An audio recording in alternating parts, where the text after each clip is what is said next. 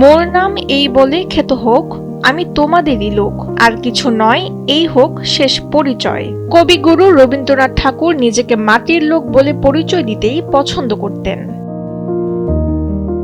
রবীন্দ্রনাথের যাপিত জীবনের সোনালী সময়গুলো কেটেছে এই কুঠি বাড়ির আঙিনায়। পদ্মার কোল ঘেঁষে দাঁড়িয়ে থাকা এটি কেবল একটি ভবন নয়, একটি মহাকাব্যিক ভূমি। প্রায় 11 একর সবুজের বাগানে মাথা উঁচু করে দাঁড়িয়ে থাকা এই তিলোত্তমা কুঠি বাড়ি গত 100 বছর ধরে আগলে রেখেছে বিশ্ব সাহিত্যের অমর সব মুহূর্ত। এই লেখাগুলো লেখার যে ভাব গাম্ভীর্য, অর্থ, সত্যি একটা জীবনের ভিতর থেকে যে একটা অনুধাবন এবং জীবন সম্পর্কে জানা, প্রকৃতি সম্পর্কে জানা, রবি ঠাকুরকে জানা।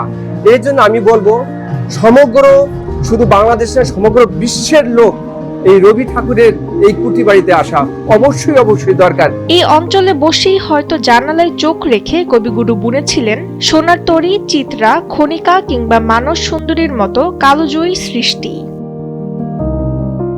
1807 সালে দ্বারকানাথ ঠাকুর এই জমিদারের পত্তন করেন, কিন্তু 1889 সালে যখন রবীন্দ্রনাথ নিজে এখানে জমিদারি পরিচালনার ভার নিলেন, তখন থেকেই এই জনপদ হয়ে উঠল তার সাহিত্য দর্শনের আসল উৎস।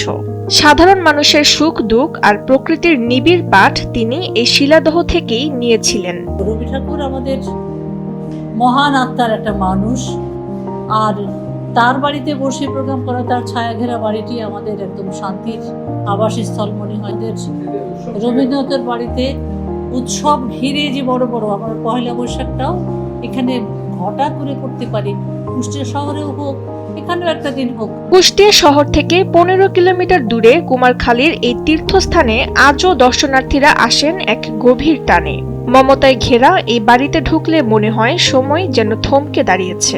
কবির সে ব্যবহৃত পালকি, হাতে টানা পাখা, সেই বিখ্যাত ঘাস কাটা যন্ত্র আর আসবাবপত্রগুলো আজও নীরব সাক্ষী হয়ে যেন কথা বলে যায়। ঠাকুর বাড়ি আসি, মনের একটা প্রশান্তি লাগে, আর মানে নিজের ভেতরে একটা জ্ঞানবোধ জন্মায়। রবীন্দ্রনাথের বাসায় আসলে ভালো লাগে, সব মিলাই একটা শান্তি লাগে। প্রতি বছর 25শে বৈশাখ এখানে বসে তারার মেলা, সুর আর কবিতায় মুখরিত হয় চারপাশ।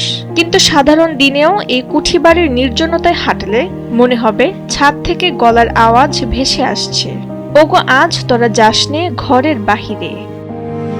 কুষ্টিয়া থেকে প্রতিনিধি হারুনুর রশিদের পাঠানো তথ্যচিত্রে ডেস্ক রিপোর্ট, তাসনিম হোসেন, লিয়া।